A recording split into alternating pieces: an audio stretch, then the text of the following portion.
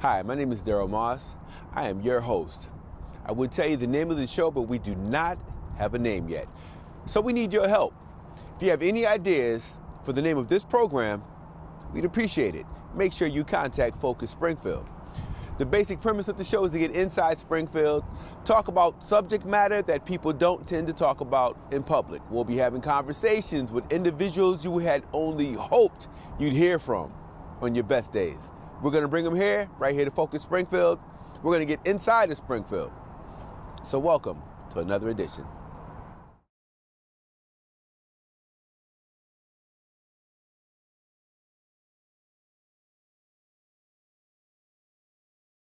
Today's show, we're going to highlight some of the more creative elements of the greater Springfield community. We spend a lot of time talking about what we don't have, but I tell you, tonight we have a million reasons to laugh, actually 5. We have some of the top comedians in the region. We have one of my personal favorites, Mr. Artie Robb. Deuces. We have a newcomer to the scene, Chico Dusty. More power. My namesake, Daryl Roseman. The best. Philip Anthony. Hola. Jess Miller. Representing both men and women that are white. This. Daryl, he said you his namesake. Yeah. Right. You his son. You got Thanks, son. Dad. We share a name. We share a I name. didn't know what you meant by that. We do share a Is it name. junior, senior, You or should the say third name and twin. first? Name Name twin. twin. Name twin. We're gonna have an interesting conversation about comedy and the funny things that comics say and why they say it. So first, I'd like to ask you all, just running down the line, or whoever would like to go first. Comedy. Why? It's such Ladies a first, hard go, Artie. occupation. Yeah, go ahead, Artie. Well, personally, I ain't got to get up in the morning. And that's the first thing about comedy. I get to watch Jerry Springer, Maury, all that. Then I go to work for 2 hours and I go back home. Best job in the world.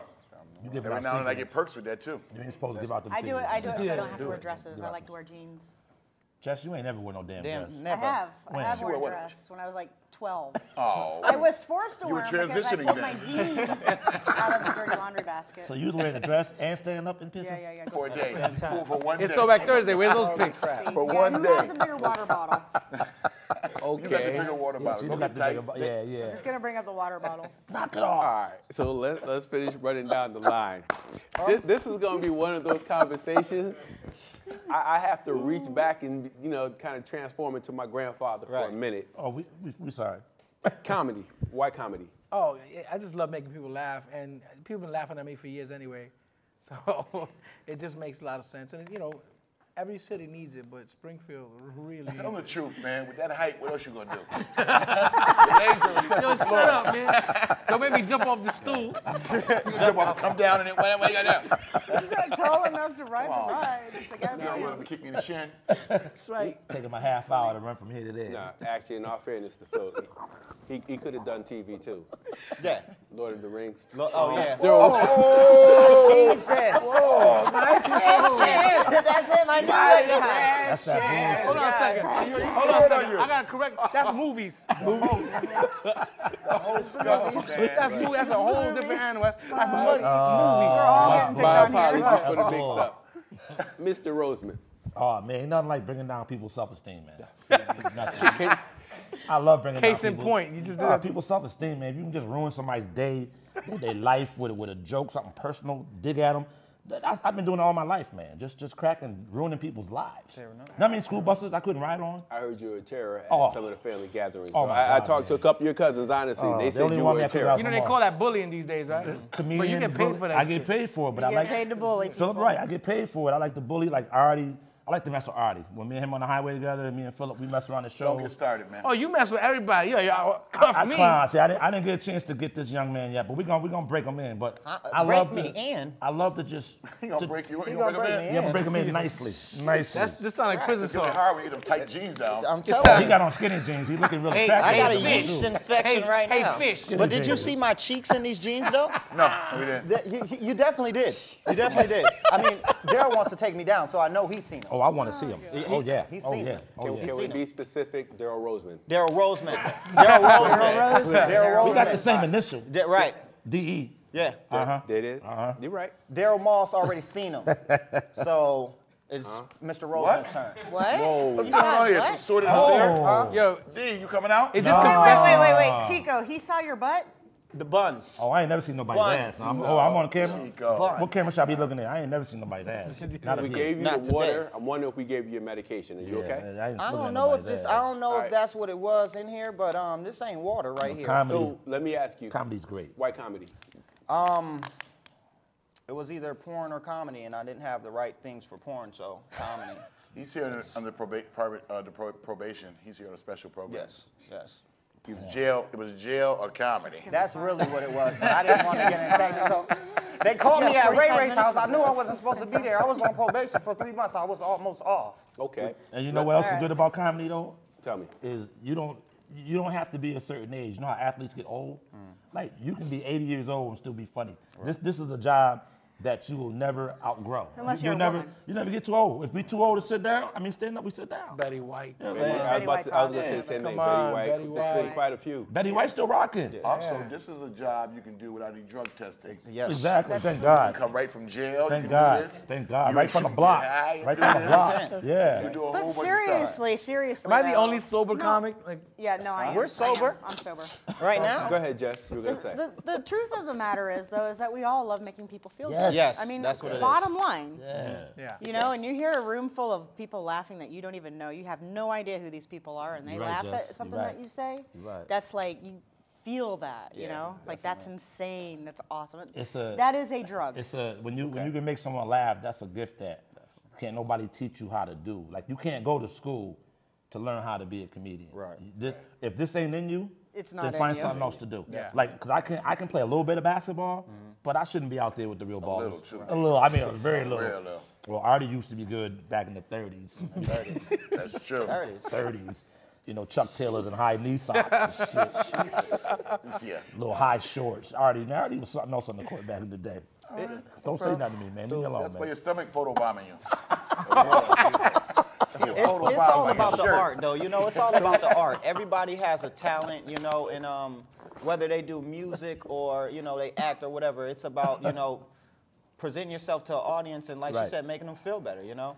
And it helps us develop our personalities and, you know, stuff like that. When we're on stage, it's more or less, we're not just doing it for you guys, we're doing it for us also. And you know Chico, what I I'm mean? glad you said that. 'Cause I'm glad he said that because this is where a lot of people get it twisted. Okay. Everybody in this room got somebody in their family that's funny. Right.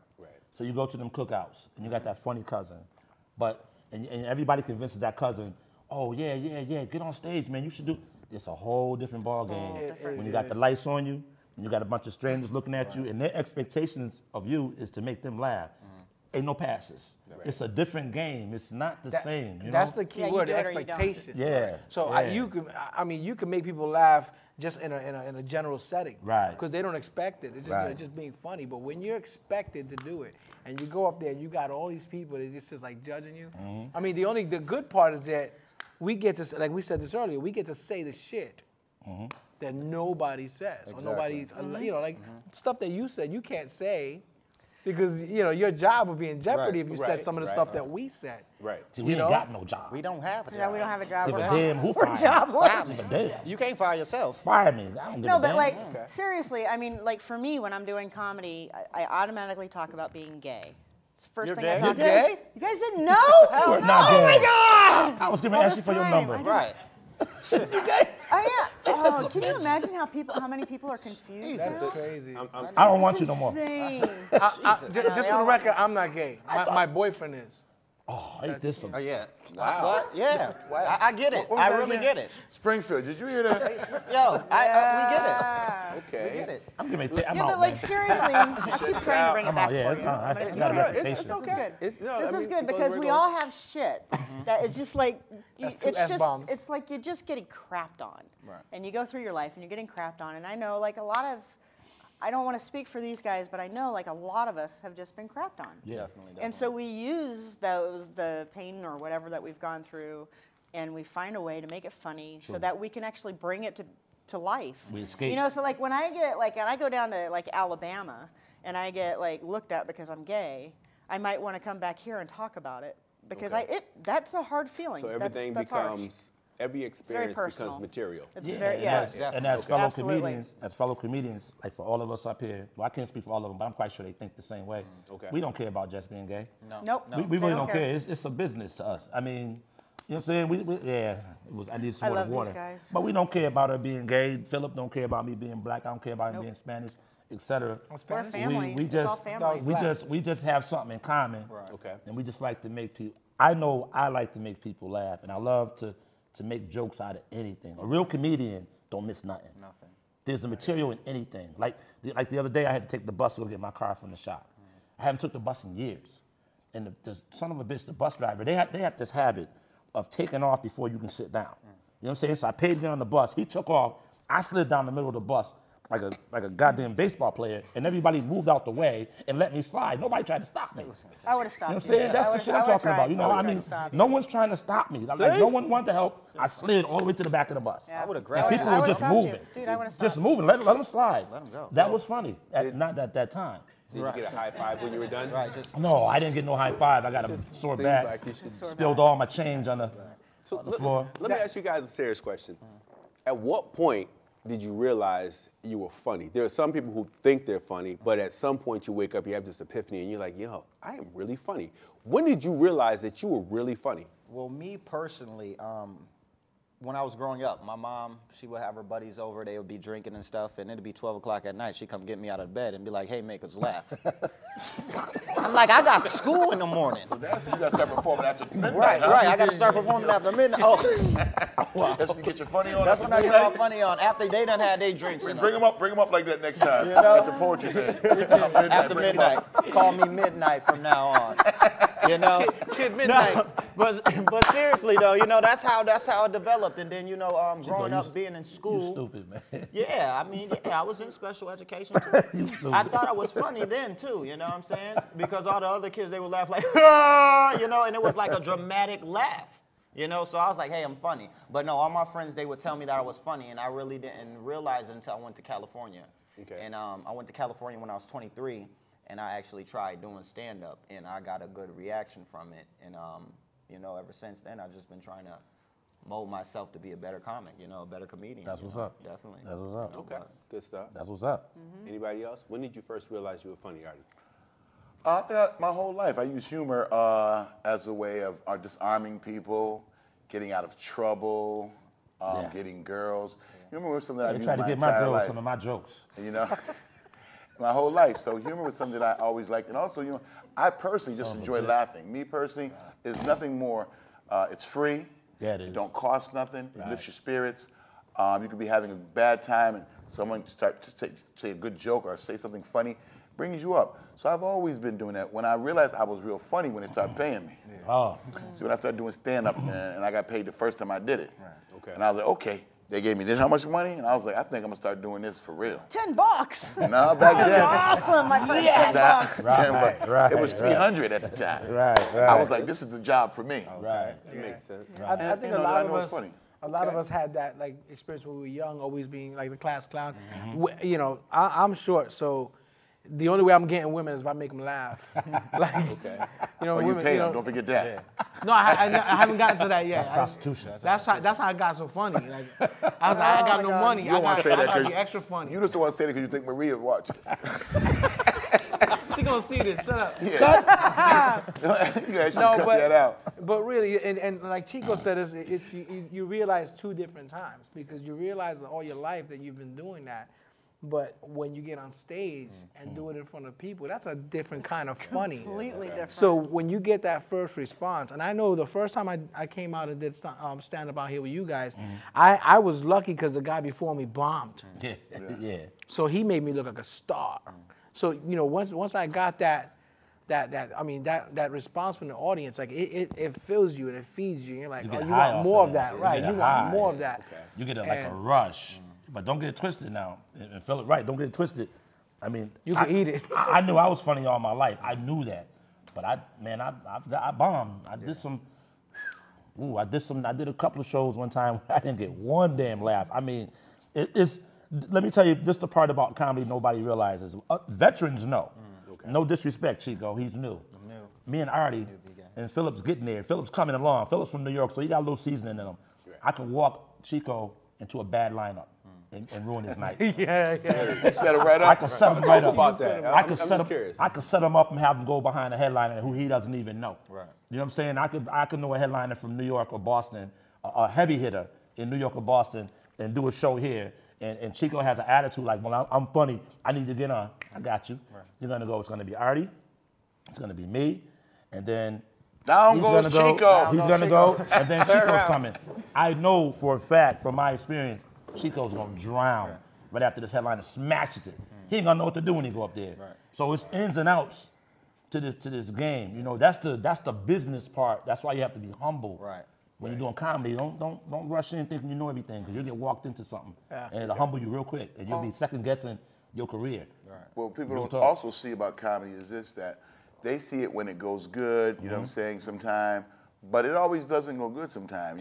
Some of the best comedians can have a bad night at any given moment, and you never know when it's gonna happen. You could have had 10 good shows feeling really good, and that night, it just ain't working for you. Yep. And that's the longest night of your life. You know, now you may, like a lot of times I go last at shows, so I have to require to do a lot of time. And that's terrible if it ain't working in 5-10 minutes, man. You still got 30 more minutes to go out there. You know? And then you went from everybody like, yeah, you're the man, before you went on to like, and people can be very cruel afterwards. I'll give you an example. One time, this is a true story. I did a show one year for another comedian. I covered for him, and he went to this venue, and it was a big venue. It was a great time, right? So they loved me. They invited me back the second year. I go back the second year. They're all happy to see me. I'm excited. You know, they're making me feel like I'm important. I got up there and ate it bad. Boom. So bad. Afterwards, those people weren't even talking to me. I mean, I was like, hey, so they were like, the whole place was barely even saying anything to me.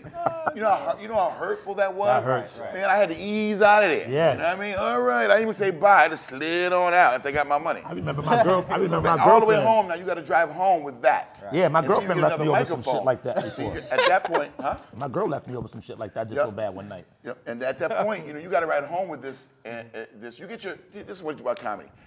Any other job, you get an evaluation 6 months, a year in, whatever. Right. Comedy, you get your evaluation every night. Every night.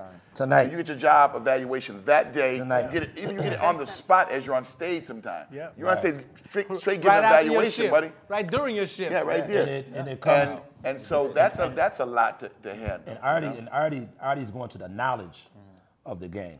Okay. And that's Jess knows that's the knowledge of the game. Yep. Every comedian up here knows that knowledge of the game. Yeah. And you got to learn how to read the crowd. All right, definitely. I don't care how funny. It takes time. I don't care how funny you are with your coworkers or your family. You can't walk into an audience full of white people as a black comedian and me come out with I got some Project Nigga jokes for this crowd. That's not the crowd for that. Right. It's not, because it's gonna make them feel uncomfortable. Although I'm calling myself that N-word, they're gonna be like, well, now if we call them that, he'll have Al Sharpton here. You just put the N-word in my head. Yeah, you put the N-word, so you gotta read a crowd. You gotta learn. I can look at I've been doing comedy so long, I can go to a club and see the cars in the parking lot and already tell what type of show this is gonna be, just by what they drive. That's racist, because Real talk. you know if there's Hondas, you're gonna think it's a bunch of Puerto Ricans. Right. This is a profiling comment. Feel up here? Bunch of little short Toyotas, it's a Spanish show. No, but seriously, as that Honda? No inspection stickers and shit. Right. Spanish show. being a comedian, Black that's the people, first thing I learned. Cadillacs, unpaid for. Right. Oh my God. Not registered, not insured. Lesbians. They got to be like trucks. 86s, 1986, the big ones. Got my The big F-150. ones. We got Escalades. Now, If if you you see go to a Escalades, show, Mustache. you go to a show, there ain't no cars in the parking lot. That's a Jamaican show because they Right. always at work. they always. So You going down in flames. Yeah. Trevor gonna be outside. All right, no. Mr. Comedian. None of us are gonna have jobs after this. I guess Yeah. you're like Mr. that, right? Joke Boy. You think it's funny, Mr. go on Joke with that. Go on with that. Hold dog. on, wait. Yeah, no more. We gotta see You want what an credit. impact Focus Springfield has when they watch you guys and we get the feedback. man. That's gonna be funny. This is gonna be interesting. When did you first realize you were funny? I don't think I heard from you. You know what? Probably when I was like maybe in high school, or junior high. I think I've always been funny. I just don't have any memory. Okay. Anything before 15, I don't remember because I was doing too many drugs. Just kidding. I'm kidding. No, but mostly high school, because I was in the band. I was sort of like a multitasker, kind of I never fit into any one particular group, but I had a lot of friends. I'm having problems And I reaching the floor. played to like different crowds even in high school. Okay. And then it took me levels you out. it took me 20 years to actually try it. Okay. And the first time I tried it, I was like, this is the worst thing in the world. Because I bombed. I mean, it was horrible. Everybody bombed. Yeah, it was sad, you know. But I worked with a woman who helped me write my first 5 minutes. Okay. And when I first, you know, I've done Caroline's, and when I first heard those laughs, I was like, oh, this is the best thing ever. Good. Like it was insane, you know. And I took that 5 minutes, and I've developed it and developed it and developed it. And I've worked with these guys here, you know. And we always kind of like we watch each other's backs. I really think, you know, like we do. it's like a family to me. We watch you each know? other's back, and we're competitive. And we're competitive, but we help each other out at the same time. And she's right, because that's why, I'll just say this for me. I've been, and I already know, man, me and I already go way back. And I'll just say, like, No arc. You gotta really, really, like, try not to burn a lot of bridges. Yes. This is a part of comedy that ain't funny, because you can talk yourself out of some gigs. You know what I'm saying? You really could. And then you gotta, don't worry about the backstabbers. Just be funny. Definitely. Don't steal jokes, because you're gonna get caught stealing them. Because you're gonna slip. Yeah, that's the worst of That's the jokes, worst. man. You're gonna don't steal nobody's joke. If you steal my joke, you can't say it like I did it. Right. So it ain't funny. And you never know who's in the audience. Exactly. I know quite a few artists' jokes. So if I hear it, it's there. I know Yep. Phil's jokes. Yep. I know a lot of your jokes. Yep. I know what Chico does. Yep. Still learning. Still learning. Right. But it's We like know if I Phil's hear jokes. it, Yeah, we know jokes. Yeah, Trust we all me. know our stuff. And We have fun. We start doing each other's routines sometimes. Like when we driving, we start doing each other's but stuff. it's different if you hear about someone going to a show and they do one of Daryl's jokes. Right. You have one joke about you know. dating young girls. Right. And if I hear that, and I heard someone say something similar, I was like, yeah, I know he's been to the show, 'cause I heard that before. It filters out. It filters out. And what happens? Go What ahead, Artie. happens too? A dirty part of this about the comedy game is this: a lot of people are writers, but they're not writers really. People tend to go to clubs who are writers and watch people like us perform who haven't made it yet, steal our jokes, and then bring them back to comedians that are much bigger, and give it to them. And then you turn around and see that on TV, and then you're telling your joke, and people are looking at you as though now you has taken someone's joke who they've seen on TV with it. I'll give you 2 examples. I've been on TV several times, but I've been on twice, and I was never on screen because some friends of mine took 2 of my jokes and did it on BET's Comic View. Then I had another friend do Martin Lawrence's First Amendment and do 2 of my jokes. So I give myself those TV credits because actually that was me, I just wasn't there. But people will steal your material in a minute. So when I say I've been on Martin Lawrence's First Amendment, I was. By way of. Right. By way of the brother who stole my stuff. So what happens, people tend to, who gets it on TV first, often is the person that claims it. I've heard- and I've a lot heard of famous, several- a lot of famous people get their jokes. They don't know where the jokes are coming from. But They have writers writers, sit in yeah. the back of a comedy club. Now you got phones, you know, Right. kind of things. That's why, yeah, and Tape that's and and record your going to set. that. Going to that is like Okay. when I have when I produce a show, like the first thing I say, and we're serious when we say turn off your phones, we mean it because we don't want you recording, we don't want you writing, you know, like pictures. Like I always have a guy that comes in and take pictures, and I always have a guy that videotapes the set. So if the comics want a copy of their set, Right. they can get it. But I never ever allow phones. I'll kick you out if you are recording. It's like that's you know this is That our holds you- life. And that holds you back. That holds you back Yeah. as an artist, because I know I'm just as funny as the comedians you see on TV every day. I know that. And the thing is that if I'm opening, if Philip is a #1 comedian in the country, and I get a chance to open for him, it's gonna make me hold back my best jokes because I'm afraid somebody's gonna rip him off, and he might say him on TV next. First one on TV with him, I already said, wins. Yeah. So now it's messing up my set. I really don't want to give my A game because it ain't like Philip gonna take me with him because them stars ain't out to make you stars. You got to make your own path. Right. You know, so I don't care if you open for Kevin Hart tonight. He's not gonna say you did so good, I'm gonna take you with me. Right. He don't want you with him. You was too good. Yeah, that's a problem too because You don't want you. I'm at a point Yeah. where I've opened for a lot of cats that are you know, and you know, I've got to a point where sometimes I'm not invited back because I did too well. Because you smashed it. And they're not ready to work. See, I'm a hungry comic. I'm a road comic.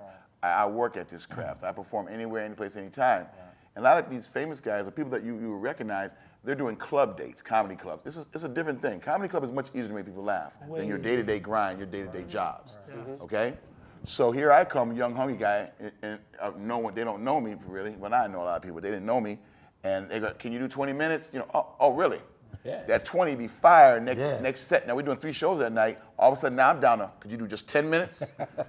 could you just do some announcements? Matter of fact, it comes out, you know, you had a whole weekend with this guy, and now you've been reduced to coming out doing 5 minutes, and then some announcements. Because you were good. The entire weekend because you were good. Because you were good. Yeah. That makes them work harder. Yep. Because you were That's good. something that you know. So what do you call that? Blacklist typically is when you're like horrible. You got a horrible person. What do you guys call that when? It's called stacking the deck. Okay. You wanna, if I'm the #1 comedian and Chico is the rookie on this stand right here, I'm gonna take Chico. I don't want Artie. I don't want Philip. I don't want Jess. No, you don't want me. Because they already done been out there. I'm gonna take this dude because I know first off, he ain't gonna be all that great in front of these 2,000 people with these lights on. He gonna do 3 good jokes. Damn, Chico. He gonna do, because he a rookie. I'm not saying, no, I'm not saying, suck, Chico. I just got my first Pokemon. I'm not saying he's not funny. I'm saying he's the baby up here. See the connection So we have so here? I'm gonna walk. in I'm other gonna walk words, him into it. He doesn't know the politics behind the process itself. So I'm taking Chico. Okay. First off, he's cheaper. Yep. He's gonna be cheaper. Yes. He's gonna be excited. I only want 6,000. Yeah, okay. That's all I want. I might not be getting that. He's excited because he see the lights. It's his Right. first time up there. My God. I don't want Artie. Some nice I don't lights want they no got. veteran. I don't need Jess. Okay. I don't need Philip. Nah, I don't want competition. I want a stacked deck. This is my house.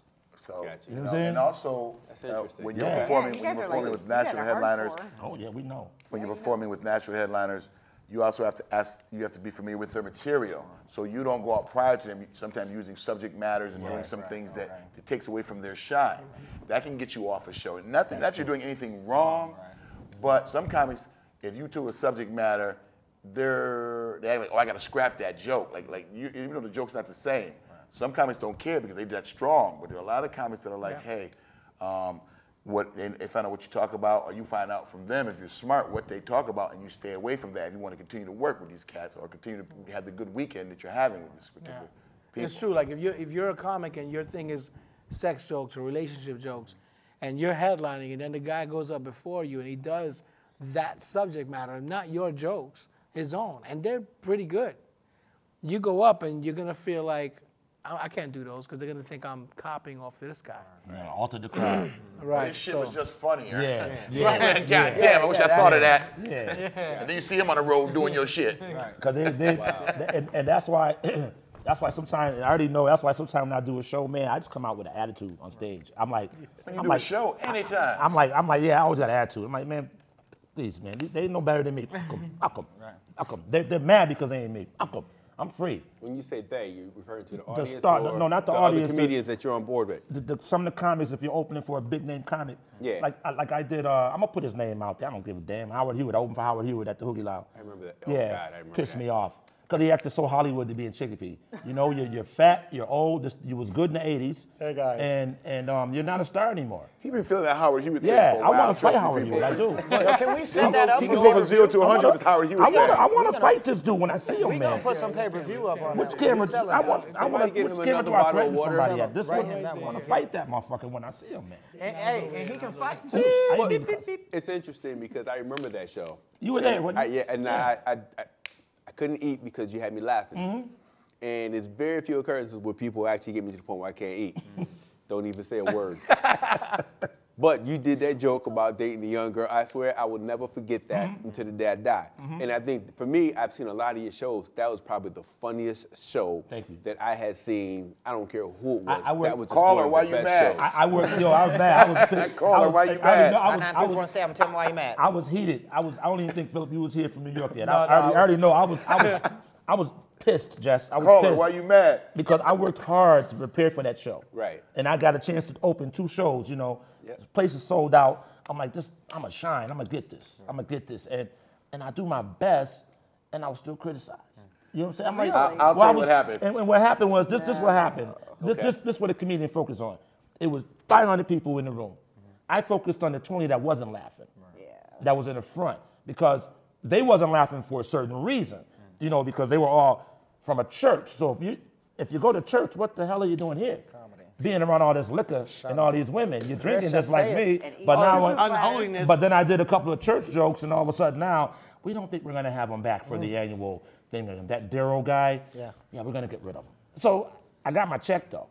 I got paid. Let Got me the add money. something. Yeah, that's and some tips. Here's the thing. Go ahead. No, go for it. Go for it. What Daryl left out was this. You smirking, man. Don't, man. Don't. What Daryl left out is this. Think about And our every relationship. comedian, listen, every comedian knows this in a way. See, sometimes people put shows on, don't understand the dynamics of a show. Right. Now, there will be 300 people laughing and 2 people complaining. And they'll go to the producer or the promoter and complain about you. And that person putting the show on now acts as though everybody feels that way about the situation. And that's what happened with Daryl. Yep. Daryl smashed it. 2 ladies' complaint to an individual who put it, who was part of, who was heading it or whatever, hosting or whatever, and he came to Daryl in a very negative light, as though his comedy was over the top, way out of there, like nobody liked it, and that was not the case because there were 500 or 400, 98 people laughing, and you can do testament to that because you were there. But the person came to him and was like, and I'm telling you, as a promoter, that's like my other hat. Yeah. As much as I value the input and the feedback of some of the people in the audience, some people just come in like nothing's gonna make them happy. Exactly. Even if you give them free tickets. So as a promoter, and I think sometimes that's the communication that needs to happen between the artists and the promoters. Exactly. And a lot of times that doesn't happen. We hear from the patrons who keep us in business, who allow you to get your check, but we don't go back and talk with the artists. The meeting. Right, and that needs to happen. So it's interesting you brought that up, but you kind of broached another area I want to talk about. How do you modify your comedy based if I hire you to perform for a group of middle school students? Oh, I would say Last no. night you was at a club. The night before that you were in a theater type of environment. How do you modify your content? Here's the thing, what I do. I do any kind of show. Church, kids, old people. I've done nursing homes, schools, you name it, real talk. Dead people. I would do it if they paid me for that. I'll do it for dead people too. Trust me. So if any dead people need some laughs, let me They know. was dying to come to that show, right? Right? They dying to come in. Had a heart attack. Your show was crazy. What I'm trying to say is this. That first of all, I was once a kid. I have kids. Right. Okay, I have grandkids and stuff like that. So when I do those events, I simply get into that, and I have material that I do that it's the simple stuff. Kids have the same likes, dislikes, the same things going on in the world, the same interests. They're interested in social media and all those kind of things, and you simply talk to that. And when you go to church, when you do a church show, it's really about not cussing at a church show. Your content can be a little grown, but it can't be explicit. And if you do happen to do a church show, this is a lesson I'm gonna tell everybody if you just ever happen to do a church show. Don't if you drink slip and before say you do shit one. or something, and they go, oh, then you go, hey man, knock it off, guys. God ain't done with me yet. Right. Okay? This is where I'm gonna work in progress. You know So what I mean? so that's what you do. Because that's what I would do because I've done that once. I What went to a would you church do, show. Daryl? I just walk out. I wouldn't go. Artie's more professional I just than wouldn't me. go. Yeah, I just walk out. No, you know what? You would go where? I did a show with you Church guys. show? When you and Church Artie. show, this We did a is church show? beautiful. Yeah, Great yeah. time. At Springfield College. Yeah, we did. Yeah, that's right. With Gerald Kelly. So they booked me for that Yeah, show. with I Gerald. get there, and as soon as we get there, Joe was like, "All right, Yeah, we had the rules. all right, here are the rules." I was like, "There's rules?" He's like, "Yeah. All right, it's a family and children in there, a lot of And gospel church people, dignitaries. church." Yeah. Yeah. We all No, did. That's no like me, Philip, and cussing. Daryl. Yeah. Yep, no Yeah. cussing. I hosted it, no sexual content. I'm like, that's But that's all my whole my stuff. set. That's all the whole set. But You know, and that was, I say that's my first clean show, but I looked at did some of my stuff and I was like, I didn't realize how much clean comedy I have until I had to do clean comedy. And you just kind of, you modify it. You just take out certain words and you don't have to curse. Gotta be slow, For it to be though. funny. Yeah, you gotta gotta pace be yourself. slower. You gotta pace yourself, You you can't, know, and for a cusser like me, yeah, you I gotta go. I'll do I was clean really show impressed. slow. He hosted. And I did good. No cussing. And he killed. I couldn't believe. I was like, I gotta see how he's gonna You do know- this. know how I got that he's always practice? angry. You know how I got that practice? If you notice, we're all Facebook friends. Yeah. And we all crack jokes on Facebook at times. Yeah. If you think about it, look back. I don't hardly cuss that much on Facebook. Yeah. I really don't. I really, if you think about it, I really don't. Only when you talk about bus drivers. Only bus drivers. I might say a damn or shit maybe, but the big F-bombs, I really don't cuss that much on Facebook. So being professional like all of us, you'll adapt for that money. Yeah, for that me- goes. That goes you'll to adapt. That goes to gauging the crowd. Rents Yeah, do. right. You know, because And even if it's not a church setting, you may be in another club and I'll you do a go funeral there. show. Like I did a country club recently, And when you go there, you kind of look at the crowd and you go, all right, they're not going to be into this, you know, a lot of F-bombs and stuff like that. So, you know, I'm going to tone that down and just do my stuff. I can go somewhere else, and I know they love that. They just want you to be real and raw and say whatever the F you want. And then you do that because that's what they want. And they're going to appreciate that. So you kind of got to know the crowd. You got to know stuffy ones. I did that event for the homeless shelter. And I did that homeless joke. They didn't want it. They didn't want it. All you heard was the folks at the Crickets. He did the homeless thing. I started right off with the homeless joke. I would have passed out cans right after off. that. How y'all doing? Good. Yeah, I went out with a homeless chick last night. I love dating homeless chicks because you can drop them off wherever you want when you're done. Crickets. This was a homeless Shelter. But You just know, went he in there and does laid that. them like that. That you started off That was with. my first joke. But he does that. Warmed them up. That You was gotta it. warm 'em up. I'm surprised they didn't laugh. 'Cause Man, they looked at me like, oh my God. We did an event in Hartford. And he gets there, and he's ready to start his set. And it's all about I hate kids. Yeah. And then for you the turn, kids. Yeah, for the you kids. turn around, it was an event for kids. Yeah. Yeah, I bombed that night. My motivation you is a little killed that different. night. No, the one in Oh, Springfield. the other one, My yeah. motivation is a little different. I do this full time. Okay. So I don't care what the situation is. I'm going to get that money. I already go ahead. Okay. I don't care if Nana's there. I perform for one person. Right. I swear to God. man. Because that's what Yeah, I you do. do. Yeah, Me, you do. I've been. There's no situation I haven't been in doing comedy. None. I mean, I swear to God. Besides doing it underwater. Okay. So with me, my motivation is different. So Do if you someone calls swim? me, Because I heard that black people don't swim. We Is that usually don't, but That's how we got here, the water. We don't want to swim. there'll no never be a brother at the sea. Okay. You know that. I want to say something about Last that time we song. trusted white people with water, look what happened. I know. It's catchy. Don't look at me when you say That it. song fault. was catchy. your fault. Hanging by the tree, there'll never be a. Yeah. See, Yeah. with the frat guys. Yeah. That Oklahoma? said that. oh yeah, I think they were onto something. yeah they were. Because you were not gonna see No, a nigga at the sea. you're not. Never. I'm sorry. We don't do that. You're not swimming. I'm not going Nah, scuba I ain't diving. doing no Jacques swimming. Cousteau, 55,000 feet below sea level, all that. Right, no. we You'd be ain't lucky getting we bit get by on a sharks. cruise. Black men ain't going in the Right. water because of You'd be their lucky hair. we get on a cruise. Nothing. See, and this I is walked this around is a what's Disney cool. cruise but with a no, life but jacket this is on the what's whole time. cool. Go ahead, Jeff. These are No the book on. stereotypes, Hold on, though. hold These on. are Go the ahead, Jeff. stereotypes that we talk about, right? And like in comedy, the greatest thing about it is that you can say it out loud. Right. You know, like Yeah, black true. people swim. I mean, I'm not being We done heard it all. serious. We You done heard it know, all. but it's a stereotype, and it's a yeah. stupid Heard it all, stereotype. it is. It's kind of like, you know, like I direct kids in the summertime, and like I had this one little kid come up to me and apologize because she talks so much, and she's like, Jess, I'm really sorry I talk so much, and I was like, I kicked her because it was like, stop Nice. talking, Nice. right? Right? And the audience, Did she whenever I cry? tell this joke, they go, oh, and I'm like, oh, come on, guys. Lesbians don't kick kids. We turn them gay. You know, like lesbians turn kids gay. They don't kick them. Like, right? But that's a stereotype, right? These guys got it. You're going to have to rewind it and figure it out. Right? I'm serious, though. That's the stereotype. I'm guilty. I'm guilty. It's true. The stereotypes, I So use true. You do I that. use the stereotypes a lot. Yeah. Like when I talk about, you know, my experience moving here from New York. Gotta unfriend Jess and, tonight. you know, the difference in Puerto Just Ricans don't and bring like your the kids South around End me. of Springfield being different than me. Like over there, they call me a Puerto Rican. So I'm not Puerto Rican over there. I'm Puerto Rican because, you know, at my age, I'm not gonna tell you my age. My age, What I'm they want? already. I don't have any kids.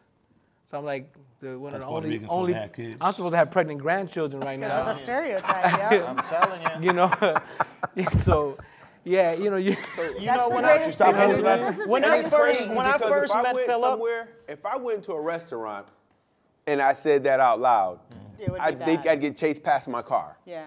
But comedians can do it. So when you talk about what happened with the frat boys, comedians basically have a license to say, you guys can pretty much say anything you want. You can talk about the president, only ISIS, if it doesn't it's matter. funny, though. Yeah. Only if it's funny. But you know what it is? Well, Is that but this I'm is thinking the key. funny comedians. When Go you're ahead. when you're as a comedian, the first thing you have to learn to laugh at is yourself.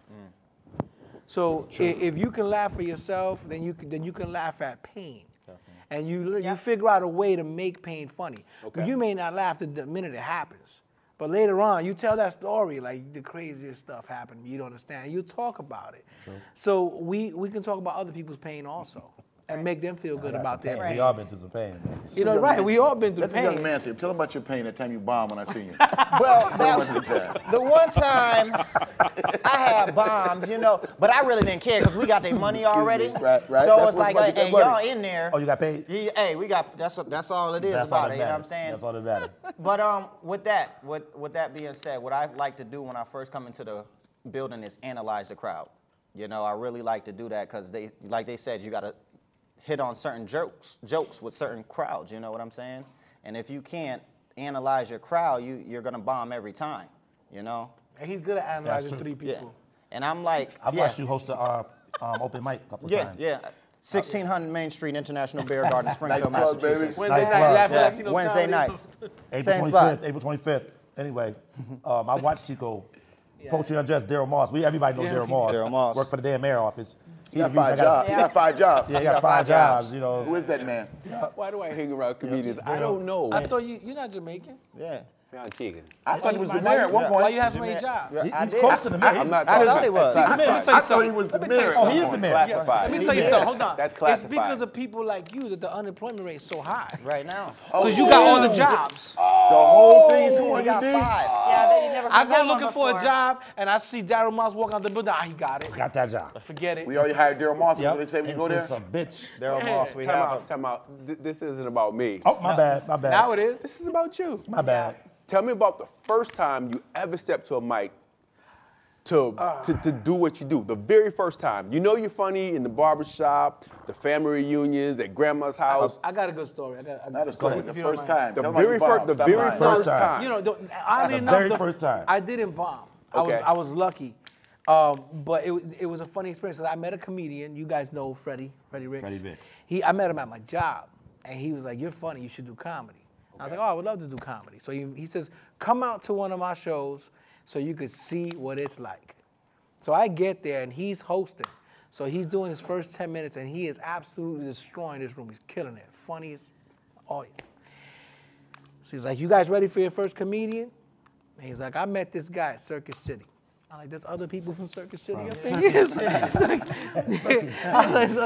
Yeah. And he put me on. He just literally threw me in the deep end. It was, I say I did maybe 3 minutes, but it was like the longest 3 minutes of my life. You got thrown in the water, huh? Yeah, I just got tossed on stage. Swim. You know, Tell me about the feelings associated with it. If you don't, well, it was total fear.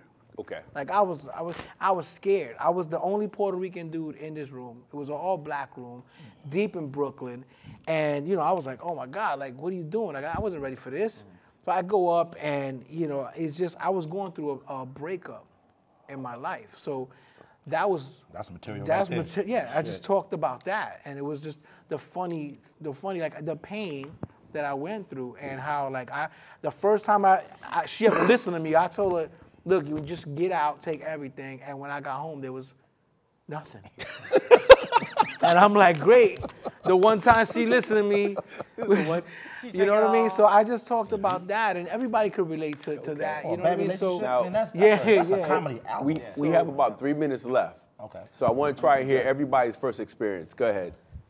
I was extremely fortunate. My first experience doing stand-up comedy was at Caroline's Comedy Club on Broadway in New York City. Nice. Oh, Okay. Yeah, I know. I'm a bit of a show-off. I am. But I was coached. You know, I learned. I had a coach. I still had the same coach.